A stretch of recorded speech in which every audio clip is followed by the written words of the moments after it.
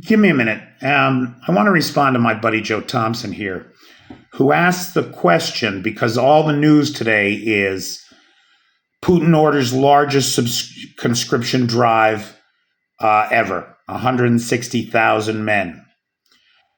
And so there's this news going around that Putin's ordered 160,000 men conscripted, right? And so Joe very thoughtfully asks, and rightly, hi there, Peter. Could it be possible the conscription is for the spring offensive, like in the Kursk border region? It's a legitimate question. It's a fair question. Only here's the thing. Conscription doesn't mean to us what it means to the Russians. Russians have mandatory military service. Everybody between 18 and 22 has to serve one of those years in the conscripted forces. That is not the regular army. It's more like a National Guard, right? But a completely militarized National Guard. That is to say, for the year that you are in, you're going to be responsible internally inside of Russia for some aspect of security. Now, for example, they were using those kids to guard the border of Kursk. They were technically inside Russia, right?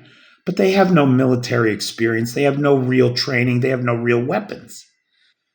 They're a bunch of kids doing their mandatory year of public service. So when Russia talks about conscription, they are talking very specifically about 18 to 22-year-olds. I'm pretty sure that's the range, who are serving 1 year mandatory community service inside Russia and are not supposed to be put at risk in the fighting. The problem is Russia's so desperate now that when they get these kids in, they're telling them, look, you should sign a contract. You should be a man. You should be a patriot. You should go to the front and fight for dear leader. And they're trying to strong arm them. They're even using them in combat in Kursk and Belgorod because they're on Russian soil. So it's a bad scene, man. As far as the regular army goes, Putin has expanded it this year by another 330,000 men.